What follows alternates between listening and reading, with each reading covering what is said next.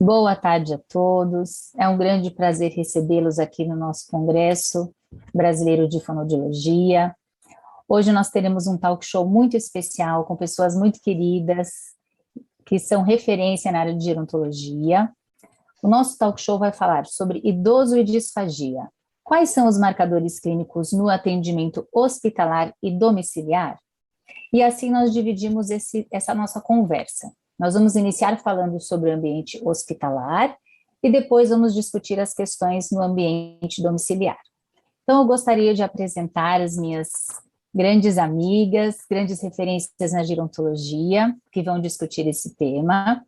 Eu vou começar apresentando a Daniele Akemi Neves, que é especialista em gerontologia pela Unifesp, especialista em MO pelo Conselho Federal de Fonoaudiologia, doutoranda e mestre em gerontologia pela Unicamp e membro do Laboratório de Estudos em Disfagia também da Unicamp.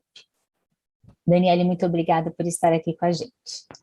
Vou apresentar Juliana Venites, que também é especialista em gerontologia pela Unifesp e especialista em MO, pela SBGG também, especialista em geronto, doutora pela Unifesp, membro da diretoria da Sociedade Brasileira de Geriatria e Gerontologia, a SBGG, e responsável técnica pelo setor de fonoaudiologia do Hospital Nobre de Retaguarda e Transição, coautora do livro Disfagia no Idoso, junto comigo e com a Teresa Bilton. Muito obrigada, Ju, por estar aqui conosco. E eu tenho a honra de chamar a nossa maior referência em gerontologia, doutora Teresa Bilton, que nos formou a todas aqui, que é especialista em gerontologia pela SBGG, membro da SBGG, homenageada pela Sociedade Brasileira de Geriatria e Gerontologia, por ser nossa referência, doutora pela Unifesp, professora associada da PUC São Paulo e membro do Fleury Medicina e Saúde. Teresa, muito obrigada por estar aqui conosco. Nós vamos iniciar, então, a nossa conversa abordando quando a gente tem aquele idoso que tem um quadro de disfagia no ambiente hospitalar. Quais são os marcadores clínicos que a gente precisa identificar para nortear tanto o nosso tratamento quanto o nosso segmento, o acompanhamento deste paciente? Então, eu vou pedir para a Juliana começar falando para a gente um pouquinho sobre a evolução dos parâmetros clínicos. Ju, por favor. Eu gostaria de, primeiramente, agradecer o convite seu, Lu, de toda a comissão organizadora.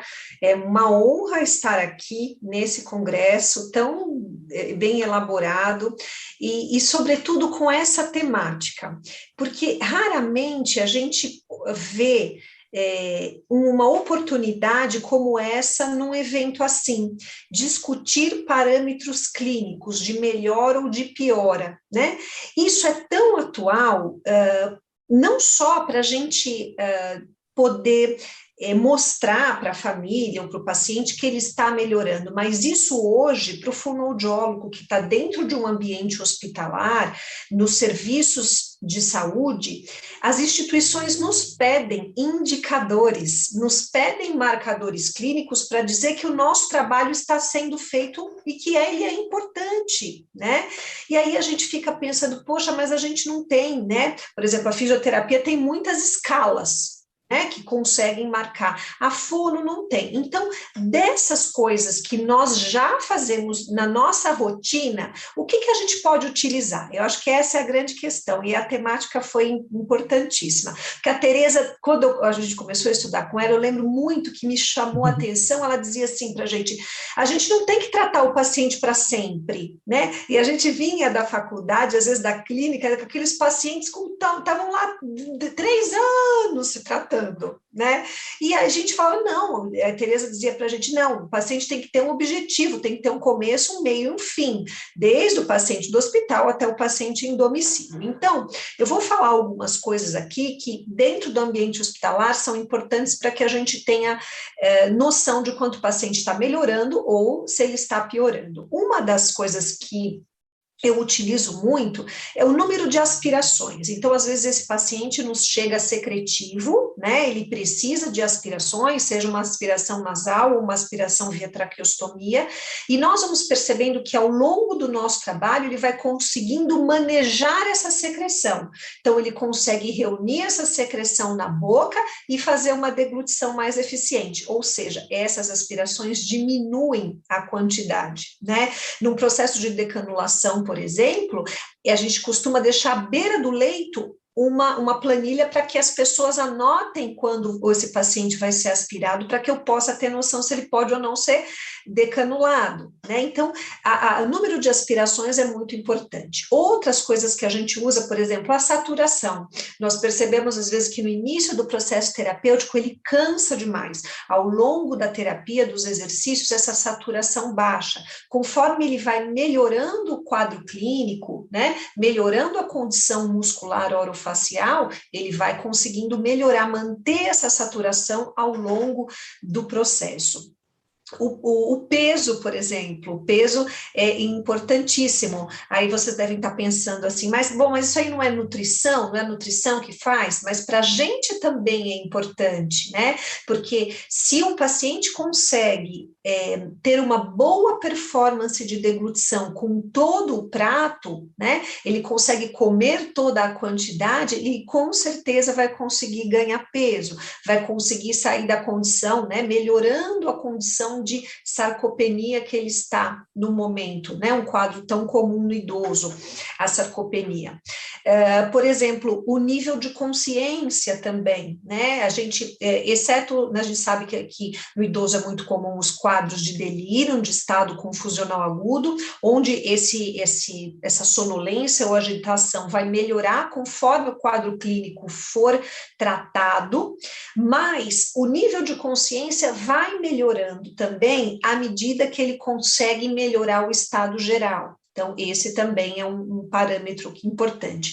Outro que eu gostaria de comentar também, Luciane, é a questão da febre. Às vezes, a gente acha que febre, né, é um parâmetro importante, mas eu não posso deixar de comentar numa mesa de gerontologia que muitas vezes a febre não é um parâmetro bom para a gente levar em consideração com o paciente idoso. Muitas vezes eles estão com um quadro, eles apresentam uma descompensação, um quadro infeccioso e não apresentam febre, né? É muito comum, né? Às vezes o paciente faz uso de medicamento contínuo, de antibiótico contínuo, e aí ele acaba mascarando, né, essa febre que possa estar. Ou, por exemplo, ele é usuário de analgésico constante. A gente tem idosos, por exemplo, que tomam 1 grama de Novalgina 4 vezes ao dia. Então, às vezes, esse sintoma fica mascarado. Então, cuidado com esse sintoma, tá? Com esse parâmetro clínico, né? E a gente tem os parâmetros mais fonoaudiológicos também, que depois a Daniele vai comentar, mas eu gostaria de comentar 2, que é, por exemplo, a força do peak flow, né? Às vezes a gente usa, hoje em dia a gente usa o peak flow para fazer a força expiratória, para mensurar a força expiratória. Então, a gente percebe que é uma medida super interessante. Ao longo do processo terapêutico, ele vai melhorando, né? Então, a gente vai trabalhando a força expiratória para melhorar a força faríngea e esse parâmetro pode ser usado também no aumento desse valor. Assim como o tempo máximo de fonação, que às vezes você não tem no seu serviço o peak flow, mas você pode utilizar o tempo máximo de fonação também para melhorar e para mostrar para a sua equipe que o paciente está melhorando. Então, é muito importante que esses dados clínicos que a gente tem na nossa avaliação usual possam ser utilizados para mensurar a melhora ou a piora, mas para a gente mostrar a efetividade do nosso trabalho, realmente isso precisa ser registrado, repetido periodicamente, dependendo do lugar que você está, toda semana, quinzenalmente, uma vez por mês, para que isso vire um indicador do seu trabalho. Muito obrigada, Ju. Excelentes considerações. A gente tem que lembrar, né, quando a gente estava discutindo antes da mesa, nos preparando para a mesa, falando dessa questão, por exemplo, da febre, né? e da importância da gente passar isso para a equipe de saúde que está envolvida no atendimento a esse idoso, e principalmente para o cuidador, né? Onde o cuidador, às vezes, está com o idoso, cuidando de um idoso extremamente secretivo, com uma secreção escura, que está infectado, mas ele tem essa referência de que só tem uma infecção se ele tiver febre, né? Mas a gente tem a questão da diminuição da reserva funcional no envelhecimento, que é determinante para ele não conseguir fazer febre, né? Então, são coisas bem importantes que são bem específicas desta população, né? E que são super importantes da gente pontuar. Muito bem. Agora eu quero convidar, obrigada, Ju. Agora eu quero convidar a Dani para falar um pouquinho para a gente como a gente pode usar a progressão dos exercícios como um bom parâmetro clínico aí de evolução do nosso tratamento. Por favor, Dani. Ótimo, Ju, muito obrigada, Luciane.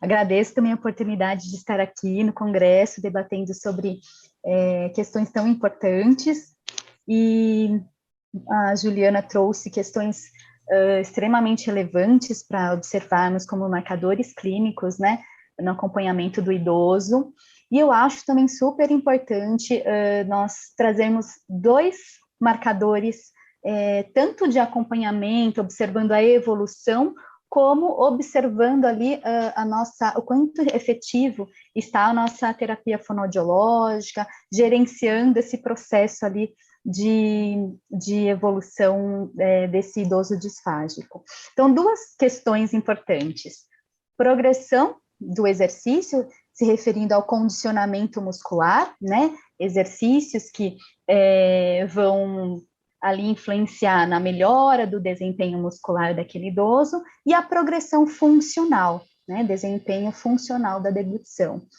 Para a gente pensar nesses dois marcadores, eu acho que é super importante a gente fazer uma avaliação muito bem apurada nesse idoso, né? A gente sabe que tem múltiplas questões envolvidas aí que podem influenciar na deglutição, múltiplas aí comorbidades, medicamentos que podem ali interferir, né, influenciar negativamente na deglutição, e algumas questões que a gente tem que focar muito para a gente ter um objetivo muito claro do que a gente quer evoluir nesse idoso. Então, avaliar muito bem qual que é o problema desse idoso. É em fase oral, é em fase faríngea, será que o problema está, né, na força muscular ali de língua, elevação laríngea? Uma avaliação muito bem apurada para a gente escolher um exercício específico para que tenha uma efetividade aí na evolução dessa deglutição, né? E uma outra questão que eu acho super importante também é a gente determinar metas, que eu acho que no hospital a gente pode tentar colocar essas metas até pensando em curto, médio e longo prazo. É claro que esse tempo vai ser muito menor ali, comparado ao atendimento domiciliar, né? Mas é importante a gente ter esses objetivos muito claros, até para verificar se a gente está conseguindo alcançar essas metas, e a gente rever a nossa terapia. Então, pensando ali em curto prazo, 2, 3 dias, médio prazo, uma semana, não sei, tudo vai depender, na verdade, do perfil desse idoso, das características que ele está apresentando, do prognóstico, quadro clínico. Então, deve ser bem discutido também com a equipe, né, com o médico, para a gente conseguir determinar essas metas. Para ficar um pouquinho mais claro, eu vou dar um exemplo para a gente conseguir aí refletir sobre esses objetivos, essa progressão e essas metas alcançadas. Então, vamos supor que a gente observe nessa avaliação da deglutição, em que o problema ali, né, daquele idoso é o aumento do tempo de trânsito oral, ele fica ali com resíduo de alimento sobre a língua, em cavidade oral, e a gente observa que tem uma diminuição ali de força de língua, que, né, possivelmente, a gente trabalhando essa força de língua vai impactar na deglutição, na função da deglutição desse idoso. Então, a gente vai objetivar, né, ali trabalhar, observar, né, exercícios específicos para aumentar essa força de língua. Eu acho que a fonoaudiologia tem crescido bastante ainda, né, em relação a exercícios baseados em evidências, em pesquisas.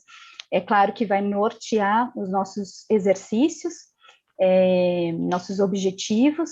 E aí, dando esse exemplo, né, da força de língua, a gente tem alguns trabalhos já, né, que referem número de repetições, que seria o ideal para a gente conseguir alcançar essa melhora de força de língua. Tem pesquisas que demonstram de 60 a 100 repetições ali diariamente para conseguir atingir, né, essa melhora de força. Mas é claro que no idoso hospitalizado, ali fragilizado, ele não vai conseguir fazer naquele primeiro momento esse número de repetições. Mas a gente tem ali uma meta, né? Então a gente observa ali quantas repetições esse idoso consegue realizar, e vamos supor que ele, no primeiro dia, consiga realizar 10 repetições, né? Pensando ali se tem fonoaudiólogo no período da manhã e fonoaudiólogo no período da tarde, 10 repetições de manhã, 10 repetições da tarde, 20 aí no dia, mas a nossa meta é que daqui 2 dias ele, por exemplo, consiga 20 repetições, né? Ter uma evolução nesse número de repetições. E aí, depois de 2 dias, a gente consegue atingir essa meta, ótimo, né? Então, ele conseguiu evoluir o número de repetições, a gente conseguiu chegar nessa meta. E aí, a gente também pode pensar não só no número de repetições, mas em cargas, né? Então, evolução, progressão de carga também a gente pode pensar como uma evolução ali do exercício. Pensando na força de língua, não sei, pedir para o idoso fazer uma força maior ali de contrarresistência de língua na espátula, ou alguns outros exercícios que a gente consegue utilizar a carga.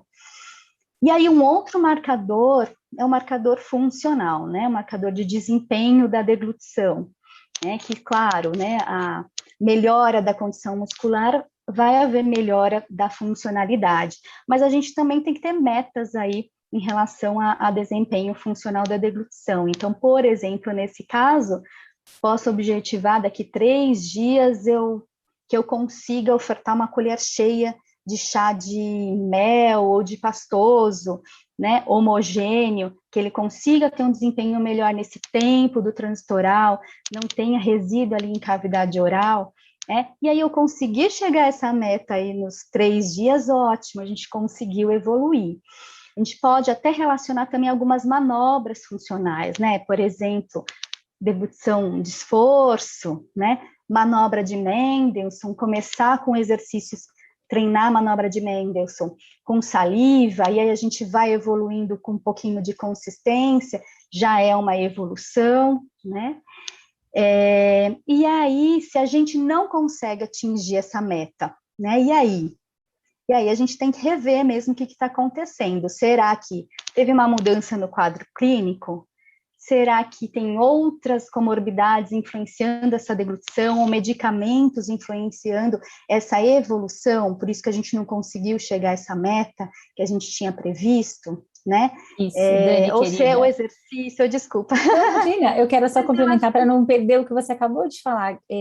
A questão também do delírio, né? Porque às vezes a gente pega esse idoso num primeiro momento, quando ele hospitalizou porque ele está com quadro de uma infecção urinária, por exemplo, está em delírio, então a gente até se surpreende, a gente propõe, por exemplo, quando ele está mais alerta, a gente sabe da variação da cognição, né, ao longo do dia, quando o paciente está em delírio, se a gente pega ele num momento bom e propõe, por exemplo, uma série de 10 repetições, por exemplo, ele não consegue, depois de 2 dias onde se estabilizou esse quadro infeccioso, a gente volta lá e nos surpreende ele conseguindo fazer 30 repetições, né?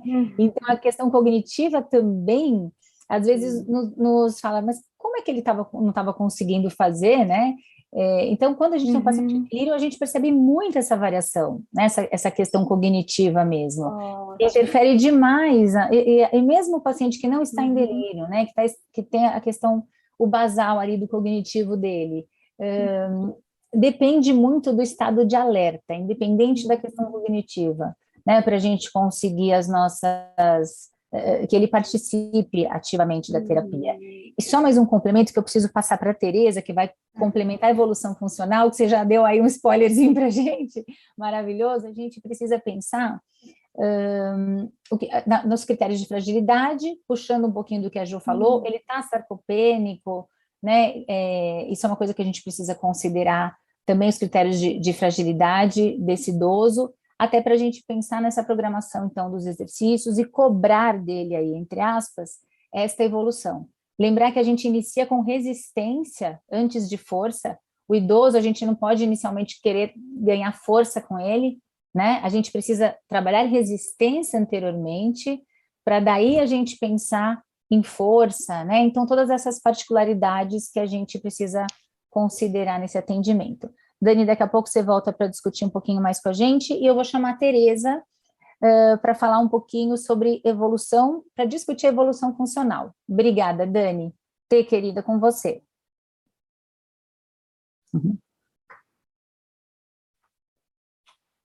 Tereza, querida, seu microfone está desligado. A Tereza já vai ligar. Eu quero agradecer, Lu, a participação nessa mesa tão deliciosa. Então, esse presente que a comissão organizadora e o comitê de disfagia me ofereceram. Então, com essas 3 jovens ótimas, incríveis, né? Você é o nosso presente.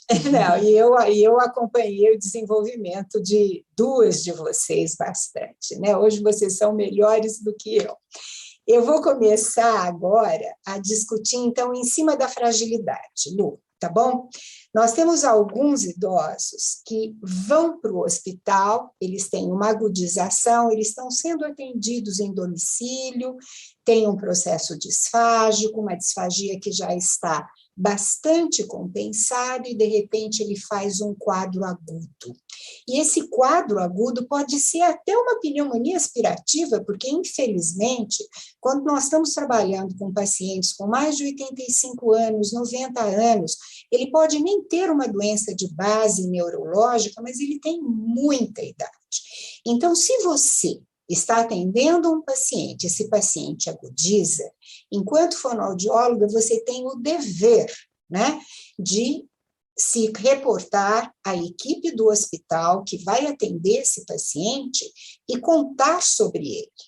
Esse paciente pode ter uma fragilidade prévia, ele já está sendo tratado porque ele não está caminhando de forma adequada, nem com uma velocidade adequada, ele está com uma fisioterapeuta, ele está com uma nutricionista nos auxiliando nessas complementações calóricas, ele está sendo atendido por nós, mas ele teve uma perda de peso, ele tem uma baixa de atividade. Então, todas essas coisas são pregressas, é uma fragilidade anterior à agudização. Ou então, ele pode ser um idoso que estava apenas com uma deambulação mais fragilizada, mais ineficiente, sendo atendido por uma fisioterapeuta, não era disfágico, mas ele tem 85 anos, ele tem 90 anos, ele faz uma agudização e entra no hospital. Tá? Neste caso, nós temos que pensar nesses parâmetros também de fragilidade. Então, primeira coisa, esse paciente perdeu peso, esse paciente já estava com dificuldade para andar, esse paciente tinha baixa atividade física, ou melhor, nem saía de casa, caminhava um pouquinho dentro do ambiente do domicílio, somente isso. Então, é um caso mais grave, e nós temos que tomar alguns cuidados. Com relação à evolução, acho que tem algumas características importantíssimas. Esse paciente internou.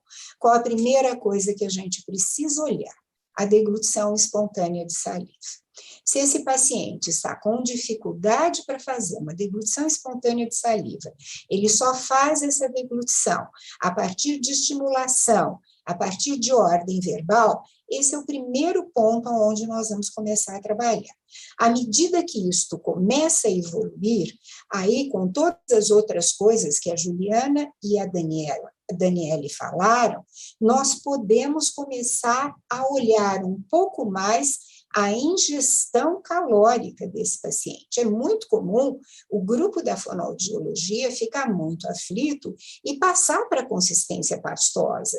A pastosa homogênea é correto, é dentro dessa necessidade que muitas vezes nós temos que começar a trabalhar. Espessar os líquidos perfeitamente, é dentro dessa segurança que a gente tem que começar a trabalhar e começar essa evolução paulatinamente. Vocês sabem que eu venho de uma escola pública, né? E eu sempre trabalhei no hospital com equipe multiprofissional. Então, a nossa ideia não era olhar, mudar as consistências simplesmente, a gente trabalhava terapeuticamente esse paciente. Então, todas vocês fizeram isso comigo e na residência de gerontologia, isso é feito sistematicamente. Então, nós vamos trabalhando e vamos evoluindo.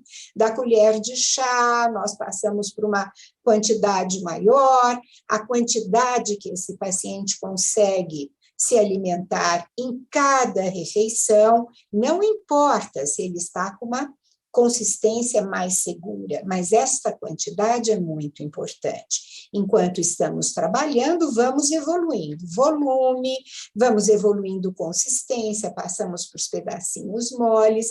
Muitas vezes no hospital nós conseguimos fazer isso, mas se eu tenho um idoso frágil, eu posso ter uma reinfecção. E que não é necessariamente provocada por esse trabalho de ingestão oral que nós estávamos fazendo. Aí, gente, o medo é tanto que as pessoas param com o alimento. Vocês sabem disso. O paciente infectou de novo, então vamos parar com a alimentação. E aí, gente, é o grande nó. Por que ele infectou? Será que ele realmente teve um problema na deglutição orofaríngea? Ou esse paciente tem alguma coisa esofágica que a gente não conhece e que vai conhecer depois? Eu já tive vários pacientes com divertículo esofágico, com disperistalses esofágicas terríveis que infectaram pelo refluxo. Tá? E não foi o nosso trabalho de orofaringe, mas a primeira coisa que se faz, suspende toda a alimentação. E aí começa o grande nó. Esse paciente não pode desnutrir, ele não pode desidratar e ele não pode reinfectar. E aí vem a questão da sonda. Tá? Muitas vezes se coloca a sonda enteral, e se coloca mesmo a sonda enteral pelo nariz, ninguém está pensando em gastrostomia nesse momento, para a gente dar um suporte medicamentoso, um suporte de hidratação, um suporte calórico, enquanto a gente vai reorganizando o processo. A questão hospitalar é uma dificuldade constante, gente. A gente vai tomando decisões passo a passo. E o paciente com essa faixa etária, 85 anos, 90 anos, complicar nesse período de internação é super comum, super. Às vezes ele tem um mês de internação. A fragilidade dele aumenta sobremaneira e, às vezes, passa de um mês. Né? E aí muitos médicos têm que tomar algumas decisões, que eu vou falar depois, quando chegar a minha vez novamente. Consegui manter o tempo? Maravilhosa, perfeito. Ô Dani, olha que graça, estão aqui, né, reivindicando que você termine a sua fala, uma graça, porque deu a impressão de que ela ficou interrompida, mas eu estava explicando aqui no chat que a gente vai retomar e a gente se dividiu assim, e vamos continuar aqui essa discussão. Perfeito, mas maravilhoso, sinal que está todo mundo aqui antenado e todo mundo com a gente. Muito bom. Agora, a gente vai mudar, então, o nosso ambiente, né? Nós vamos pensar em questões que são específicas do domicílio. E o que a gente vai pensar, que a gente vai discutir aqui? Nós vamos pensar que nós temos duas situações bem distintas quando esse idoso está no domicílio. A hora que ele está lá e começa a apresentar os sinais de disfagia, né? Então, ele é um idoso que não tem queixa de deglutição, ele é um idoso presbifágico, que a gente vai discutir rapidamente isso, e ele começa a apresentar os primeiros sinais clínicos de disfagia. Esse é um idoso em casa. E nós temos aquele outro idoso que acabou de sair do hospital. que recebeu a alta do hospital, às vezes com uma via alternativa de alimentação, ele saiu do hospital com um diagnóstico de disfagia e a gente vai ter que reabilitar esse idoso. Então, são caminhos diferentes. E a gente vai discutir um pouquinho sobre isso. Matheus, você consegue colocar nós 4 aqui numa tela maior para a gente se ver, se for possível? Por favor. Uhum. Então, vamos lá. Então, nós vamos começar com a Ju falando um pouquinho para a gente da presbifagia. A hora que esse idoso ainda não está apresentando sinais disfágicos, mas tem uma deglutição que pode se fragilizar muito facilmente. Ju, com você, querida. E como é comum, né? Eu costumo dizer que hoje, talvez, o primeiro trabalho de um fonoaudiólogo que sai da universidade vai ser com um idoso, né? No domicílio de um idoso disfágico. Então, não tenham medo. A gente tem muita coisa para fazer e ajudar essas pessoas de forma segura e melhorar a qualidade de vida delas. Lá em 2000, quando eu fiz especialização com a Tereza, ela nos dizia assim que os médicos nos encaminhavam o paciente encaminhavam para nós, que éramos fono, encaminhávamos para o padre, para dar a unção dos enfermos, aquela que não tem mais jeito. Hoje, gente, isso melhorou, né, Tereza? Mas, na verdade, melhorou, a ciência evoluiu, são 20 anos, né, de 2000 para cá, 21 anos.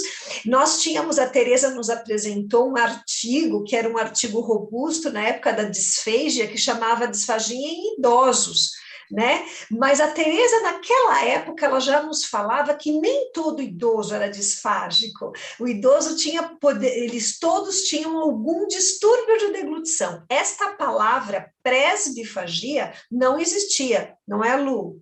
Né? Não se falava nisso há 20 anos, a presbifagia é uma coisa mais recente, né? Acho que o artigo mais significativo que começou a se falar disso foi de 2009, né? Que um artigo da ASHA que começou a descrever isso de uma forma, dizendo que nem todo idoso, né, era disfágico. Mas, enfim... Ju, desculpa, só complementando, e a gente tem, na verdade, quando a gente teve...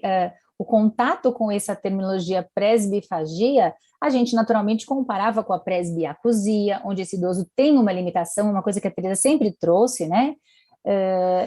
O idoso presbifágico, ele não deixa de comer. O idoso com presbiacusia deixa de ouvir. O idoso presbifágico não deixa de comer. Então, a gente tem batido muito na questão da tecla, batido na tecla, de falar em modificações, em adaptações na deglutição decorrentes do envelhecimento, e não o termo alterações, né? Alterações decorrentes, tirando um pouco desse peso, isso, né? Que é uma coisa que a Tereza tem batido muito mesmo. A gente tem que pensar em modificações e adaptações, por isso que talvez o termo presbifagia, que já é um termo consagrado, que a gente tem utilizado, a gente precisa entender o que a gente está falando. Ele é um idoso que tem as modificações decorrentes do envelhecimento, mas ele se adapta e ele não deixa de comer por conta disso, e nem de deglutir. Exatamente. E acho que, assim, vale a pena a gente falar aqui quais são essas modificações mais comuns, né? O que eles nos queixam, por exemplo? Eles nos queixam de dificuldade, por exemplo, para deglutir comprimidos, né? Num trabalho que eu fiz de doutorado e que estava compatível com as demais pesquisas, né, mundiais, o que a gente viu? Que esse idoso referia dificuldade para deglutir comprimido. 40% dessas pessoas que eram... Nós fizemos uma triagem, né, cognitiva e uma triagem funcional, eles tinham essa dificuldade em engasgar com sólido seco, com água em grande volume, às vezes engasgo com a saliva, o aumento no tempo de refeição, então ele demora um pouco mais para comer, né, então às vezes ele necessita o líquido para poder conseguir deglutir um sólido um pouco mais seco. Então, e o que a gente vê muito é assim, esse paciente, geralmente, quando ele tem mais consciência da saúde, e eu já tenho atendido pacientes que me procuram com queixas, olha, eu estou engasgando com água, olha, minha mãe está com dificuldade para engolir a carne, eu tenho uma idosa que tem 100 anos, ela chegou para mim, ela não tem nada, né? Ela tem uma limitação, uma sarcopenia, mas o que acontece? Ela tem dificuldade para engolir a carne. Então, o que eu fiz? Entrei com alguns exercícios, orientei que a consistência fosse mantida, mas que toda a refeição tivesse um alimento em consistência homogênea. Então, ela come a carne, ela come a verdura, ela come o sólido, mas eu orientei como ela tinha que comer. Ela está ótima, toma com uma taça de vinho toda a refeição. 100 anos, né? Nosso sonho. Então, e aí, essas pessoas, o que vocês podem perceber é que elas vão modificando a consistência, a maneira que ela come, e muitas vezes elas atribuem isso como uma preferência e não como uma dificuldade. Isso é muito importante. Então ela fala assim: não, hoje eu não gosto mais de carne, eu prefiro comer mesmo legumes, me faz mal. E aí você vai ver, existe uma dificuldade importante de ejeção dessa comida, de mastigação e de ejeção. Outra dificuldade também que eles falam, eu prefiro, por exemplo, você come pão? Como? Aí quando você vai ver, o pão francês está molhado no leite, então ele modifica a consistência e atribui isso como uma preferência. À noite eu só tomo sopa. E aí, essa queixa muitas vezes não chega às avaliações do médico, né? As avaliações periódicas, porque a pessoa acredita que isso seja preferência dela.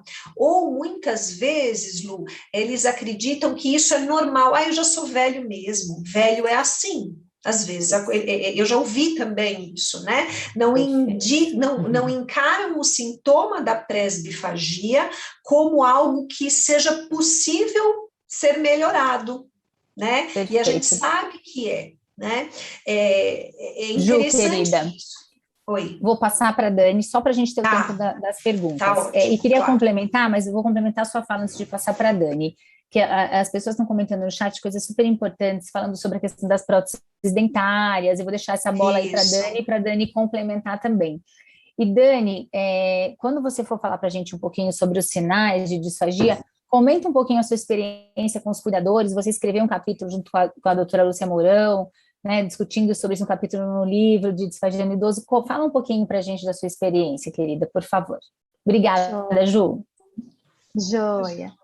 Eu acho que nós, fonoaudiólogos, devemos ficar muito atentos em relação às modificações naturais do envelhecimento e quais modificações não está compatível com essas características, porque muitas vezes a gente pode sinalizar, né, sintomas, sinalizar para o médico, para a equipe, sintomas iniciais de alguma questão neurológica, neurodegenerativa, né?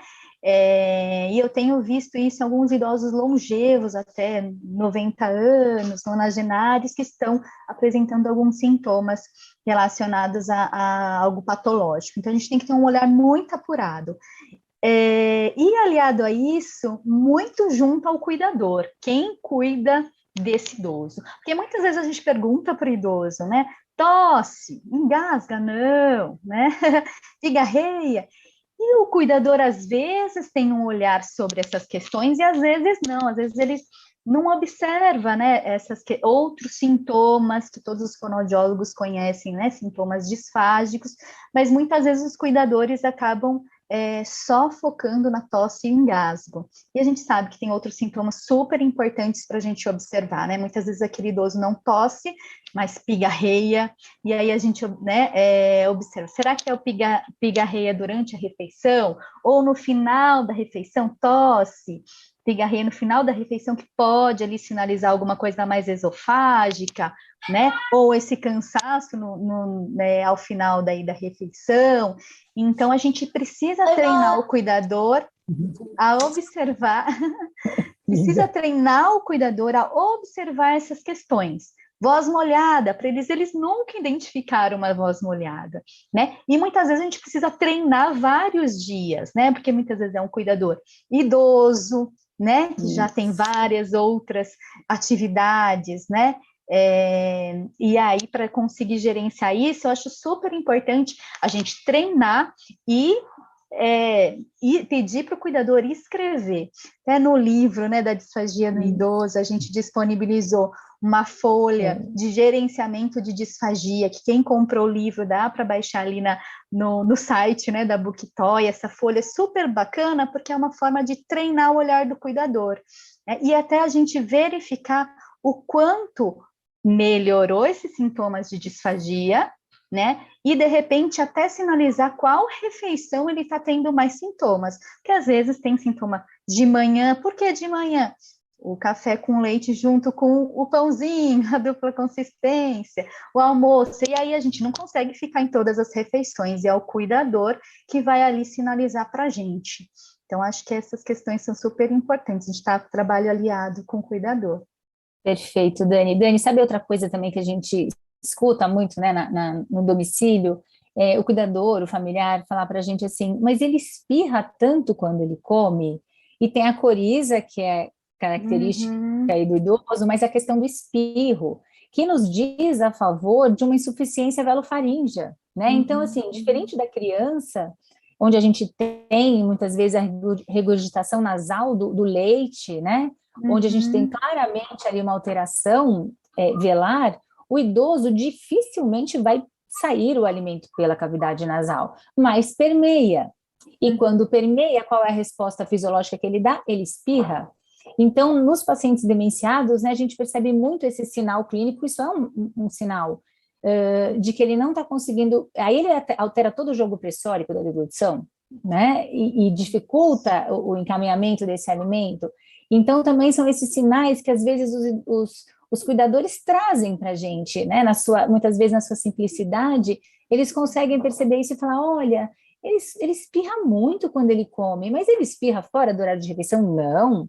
E aí ele espirra, ele incoordena, desorganiza, e aí ele engasga na sequência, né? Então, a gente percebe isso com muita frequência também em relação a isso. Então, a gente precisa, sim, a gente que trabalha nessa área, né, ter esse olhar, esse cuidado e atenção para o que o cuidador traz para a gente. E o familiar, enfim, né? Muitas vezes são eles que vão conseguir nos trazer essas informações que são riquíssimas. A gente já tem ali um caminho para trabalhar, né? Com certeza. Sabe, Lu, que eu penso assim, eu acho que a partir de agora, né, nós fonoaudiólogos, como classe mesmo, a gente tem uma grande missão, que é falar de deglutição para as pessoas que não sabem, para os cuidadores, para as famílias e para os outros profissionais de saúde, porque as pessoas não sabem quando encaminhar, né? A gente percebe que a cada paciente que a gente atende, que a gente faz aquele vínculo com o cuidador, com a família, com o médico, a partir daí você começa a receber mais encaminhamentos, porque ele entende a necessidade do trabalho. Então, isso é uma necessidade em termos de classe, né, de profissão muito importante. É só assim, porque se fala muito de alimentação no idoso sobre o que comer, não, tem que comer ovo, tem que comer não sei o que lá, tem que tomar o suplemento tal. Se fala no acesso, se a pessoa tem dinheiro para comprar o alimento ou a suplementação, mas ninguém fala em performance. Ninguém fala, nem o médico, nem a nutricionista, se o paciente consegue ou não comer. Então, isso é importante. A gente precisa, como classe, começar a falar em performance. Exatamente, perfeito, Ju. E agora temos algumas perguntas aqui no chat, mas só para a gente finalizar, a Tereza vai comentar um pouquinho para a gente sobre esse idoso, então, que recebe a alta com o diagnóstico de disfagia e a gente vai reabilitá-lo no domicílio. Tê, fala um pouquinho sobre isso. Viu? Desculpem a entrada da minha neta, que na quarta-feira... Enfeitou. Enfeitou a aula. E eles têm a chave também, sabe? Então fica um pouco difícil, eu estava com o microfone aberto. Lu, vou ser bem rápida. Então, eu tenho, na minha prática clínica, tem surgido muitos pacientes que tiveram uma internação longa, não eram disfágicos antes e infectaram, ficaram um mês e meio no hospital, e essas pessoas chegam para mim. Então, é a primeira vez que eles vão fazer um trabalho fonoaudiológico. É muito interessante a gente observar isso. Muitos deles vêm frágeis, mas sem sonda, e outros vêm com a gastrostomia. Muito comum isso acontecer. A sonda enteral também acontece, mas é menos frequente. A sonda enteral eu recebo muito no Fleury. O paciente sai do hospital com a sonda enteral e eles vão fazer o deglutograma para ver se pode tirar a sonda. E toda essa expectativa em torno deste paciente, que está frágil. Desculpa, eu vou te interromper, mas eu vou aproveitar o que você falou para uma pergunta da Marta, que ela fala justamente sobre exames objetivos. Então, emenda que você tem toda essa prática que você faz há quantos anos as vídeos, fala um pouquinho disso como marcador, só para aproveitar. Desculpe, querida. Então, esse marcador, a questão da sonda enteral, que ela não pode ficar mais do que um mês com o paciente, né? Senão ela precisa ser trocada sistematicamente, e isto é péssimo, né? Então, muitos médicos já sabem disso, eles sabem que um mês é o tempo limite. Então, o paciente tem alta e eles pedem um deglutograma. Muitas vezes, esses pacientes vêm até de ambulância fazer o deglutograma quando não tem esse exame no hospital. E aí, nós fazemos todos os passos cuidadosamente para a gente poder observar e auxiliar o fonoaudiólogo que vai começar esse trabalho. Então, ele já está em condição de evoluir um pouco a consistência ou ainda não é seguro? É possível tirar ou não essa sonda? Que tipo de suplementação seria mais adequado para esse paciente? Porque a expectativa da família é que depois do exame nós vamos fazer isso com a sonda. E é muito triste quando eu digo assim, gente, ainda não é o momento. Vamos conversar com o médico, com o fonoaudiólogo, para eles começarem a trabalhar para a gente poder realmente tirar essa sonda. Por isso que eu agradeço muito quando o paciente sai com a gastrostomia. Tá bom? Se sai com a sonda enteral, às vezes, precisa fazer a troca após um mês, lembrando que quando eu começo a ingerir alimento pela boca e o paciente está com a sonda enteral, né, esse paciente está comendo e com a sonda enteral, você tem uma impregnação de alimento nessa sonda, que não é nada adequado, né? Porque ele não sai, ele gruda e fica lá paradinho. Então, gente, a sonda enteral, ela precisa ser substituída, na verdade, ela deveria ser encerrada após um mês de uso, e se ela for substituída por causa da necessidade do processo terapêutico, realmente fazer uma evolução neste paciente, tomar muito cuidado. Ela tem que ser trocada sistematicamente e tentar evoluir isso mais rápido. Muitas vezes, se um paciente não está bem, talvez fazer a gastrostomia em substituição a essa sonda, ao mesmo tempo que está começando o processo terapêutico, seja a melhor conduta.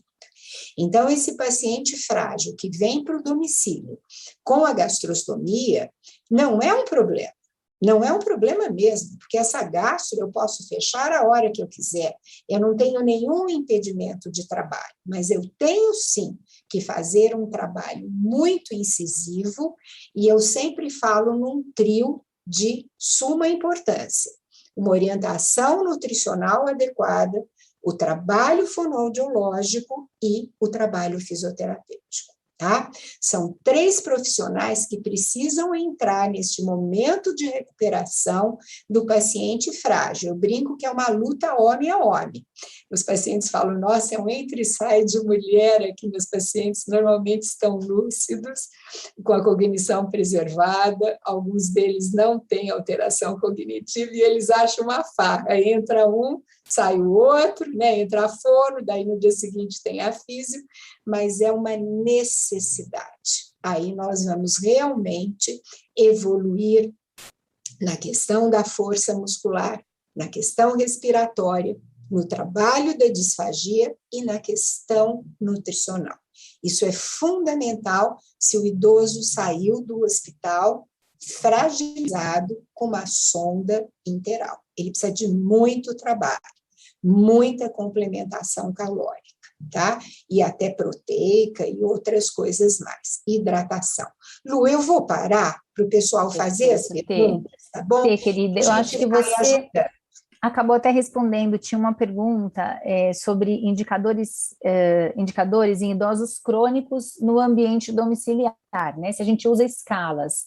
Na verdade, você acabou descrevendo um pouco sobre isso, sobre esse idoso crônico, né, que está no ambiente domiciliar. E tem alguma escala específica que vocês usam, ou vocês também trabalham com essa questão do número de aspirações, da diminuição de secreção, no aumento da frequência de deglutição de saliva, evolução de dieta, diminuição do espessamento do líquido? Acho que são um pouco desses parâmetros que a gente acaba usando. A gente tem as escalas que a gente usa, a escala FOS, mas acho que a gente acaba se baseando principalmente nesses parâmetros que a gente discutiu, né? Exatamente. Nas doenças neurológicas, nas doenças neurológicas, a gente tem piora do quadro, Lu, e a questão da alimentação mista, ela tem que ser conversada muito antes, né?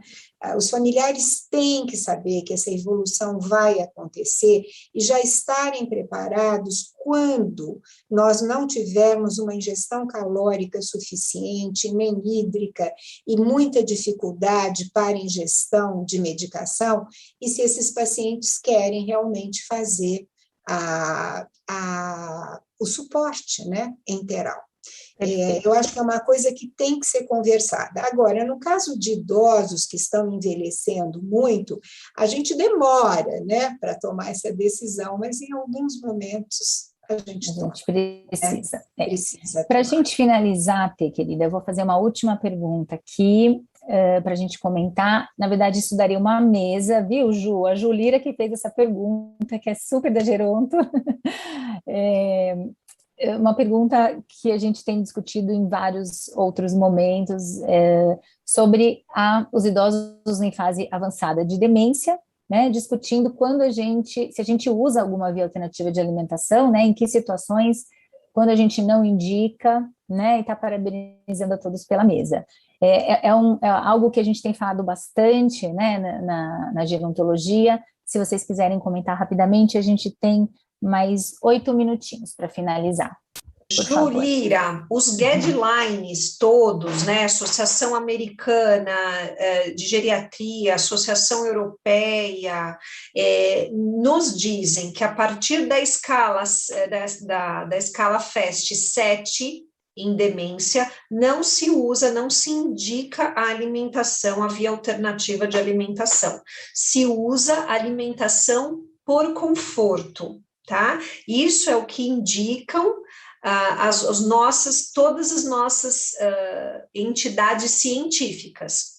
Porém, na prática clínica, a gente não pode desconsiderar a família, o que aquela família entende como um fim de vida confortável. Para algumas famílias, não alimentar ou o paciente comer por dia. Eu tive uma paciente que ela ficou muito bem tomando 2 suplementos alimentares por dia. Era uma senhora que tinha 1,5 m, oriental, ótima, e assim ela ficou bem e viveu algum tempo, né, a partir do momento que ela entrou nessa escala. Então, o problema aí não era de deglutição, era um problema de aceitação, né? Para a família estava tudo bem, mas tem família que não, né? Eu vejo que a família que tem um acompanhamento de um profissional desde o início, da fase inicial ou moderada da doença, ela vai discutindo esse momento antes com o profissional, com o fonoaudiólogo, com o médico. Então, eu já atendi alguns pacientes em fase final de demência que mantiveram essa alimentação por conforto, mas ainda aqui no nosso país, a gente percebe que as famílias ficam muito aflitas, então solicitam a via alternativa de alimentação, porque já ouviram falar, enfim. E, sobretudo, nós temos profissionais que não têm conhecimento disso, né, de que no fim de vida, né, aquele estudo robusto, né, de acho que 2012, né, que foram acompanhados 36 mil pacientes.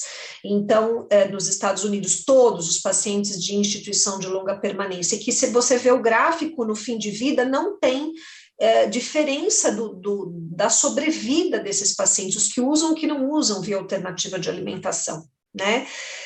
E discute uma série de comorbidades que esses pacientes com via alternativa de alimentação acabam tendo. Então, esses pacientes não aceitam, eles ainda têm esses profissionais ainda não têm esse conhecimento, acham que vão matar o paciente de fome. Isso eu vejo muito em hospital ou, às vezes, em domicílio. Como assim? Não, vai matar de fome, né? Então, ainda existe isso. Então, sinceramente, vai depender de caso a caso. Você vai ter que avaliar, embora a gente saiba disso, é a tendência mundial, tá? Mas aqui vai depender muito da família, do médico que gerencia o caso, né? Do que aquela família entende como conforto. Não sei se eu respondi. Respondeu, querida. Dá tempo de eu acrescentar Dani, por uma favor, coisa rapidinho. falar. Dani Tereza, por favor. Na verdade, eu acho que a gente tem que lutar junto com a equipe, trabalhar todas essas questões desde o diagnóstico e para um diagnóstico precoce, porque hoje ainda a gente, né, esse paciente chega até nós com uma demência moderada e até avançada, muitas vezes. Se a gente conseguir trabalhar desde o diagnóstico todas essas questões, eu acho que lá na fase final, né, fase avançada, esse paciente vai estar com uma melhor condição clínica, a gente vai poder até diminuir o número de hospitalizações, desnutrição, pneumonia aspirativa, ele vai estar numa condição clínica até melhor e trabalhar todas essas questões com a família. Eu conheci uma paciente com demência avançada, 12 anos de demência, em que, desde o diagnóstico, a geriatra foi trabalhando a abordagem de cuidados paliativos, desde o diagnóstico teve uma equipe multidisciplinar apoiando essa idosa nunca hospitalizou, não tem úlcera de pressão, não está bem nutrida, bem hidratada, apesar de estar com líquido espessado, pastoso homogêneo, em alguns períodos. Então, ela está nesse momento quadro clínico, né, estável até para demência avançada. Então, acho que a gente tem que lutar por esse trabalho bem anterior, para a gente conseguir chegar nesse momento. É bem bonito quando isso acontece. E a gente tem um trabalho maravilhoso, né, de vários colegas, a gente está até num grupo, né, Dani, de cuidados paliativos, como a gente também tem crescido, a fonoaudiologia tem crescido nessa área, como a gente tem conseguido contribuir nessa área. Então, na verdade, eu acho que a gente precisa acompanhar essa evolução dessas decisões. Quando a gente fala, né, aqui no Brasil, muitas vezes é difícil, não só, né, você indicar uma via alternativa e não, na verdade, você não indicar uma via alternativa de alimentação, tem muitas questões religiosas envolvidas, né? Tem um trabalho que eu gosto muito, de 2018, que foi feito em Israel, por toda a questão do que o povo judeu passou, né, com essa questão de fome, de tudo que eles passaram, num hospital, referência em Tel Aviv, onde todos os médicos, a equipe médica, a equipe de geriatria, estava completamente alinhada em não indicar uma via alternativa de alimentação na demência avançada, respaldado pela sociedade de geriatria deles, tudo extremamente, a equipe extremamente alinhada. Eles apresentavam isso para a família com segurança, que é difícil muitas vezes o médico ter essa segurança, né? Eles apresentavam isso e, mesmo assim, 100% dos familiares optaram por uma via alternativa de alimentação para esses idosos em demência, né, avançada. Então, é algo que a gente ainda, embora a gente tenha muito respaldo na literatura, a gente tem que olhar para aquele caso individualmente e temos muito a avançar. Exato. Minha querida, você quer finalizar para a gente? Quero finalizar. Então, assim, a via alternativa tem que ser pensada anteriormente, lógico, porque daí chega no final da vida, já tem a via alternativa e a decisão é muito mais fácil. Na verdade, qual é o marcador clínico, né? Uma diminuição de ingestão calórica, mas ainda com o paciente rígido, né? Então, que a gente não vai ter intercorrência com essa gastrostomia. Então, é o momento certo, né? Antes que ele comece a piorar, e as doenças neurológicas todas são muito consumptivas. Mas eu quero fazer um depoimento aqui. Eu tive um surto com meu pai. Então, foi assim, meu pai quis parar de começar a comer. Então, ele recusava isso, ele só queria comer pastel e coisas fritas, né? Então, chegava a comidinha saudável, ele empurrava, ele foi parando de comer e foi perdendo peso. E eu queria colocar, ele engolia tudo, ele tinha fono, ele engolia água, ele não tinha disfagia, porque a fono estava lá, trabalhava com ele, estava ótimo. Aí eu falei para a médica, vamos pôr uma sonda nele? Aí ela chamou minhas 2 filhas e fez uma reunião comigo. Olha, ele não é elegível para sonda. Tá? Você sabe disso, não sabe? Sim. Mas a gente quer tanto que aquela pessoa fique bem, que a gente faz qualquer coisa. Então, estou me colocando no lugar de uma filha. De uma tá? familiar. Surtei e falei isso, e precisei de ajuda das outras pessoas que tinham mais clareza do que eu naquele momento para não fazer. Mas eu contratei uma cuidadora só para dar suplemento para ele. O dia inteiro. Toma mais um pouquinho, senhor Arnaldo. Toma mais um pouquinho, cuidadora lá. 12 horas para dar suplemento para ele. Tá vendo como é tão particular, né? Muito particular, exatamente. Queridas, eu vou encerrar a nossa mesa.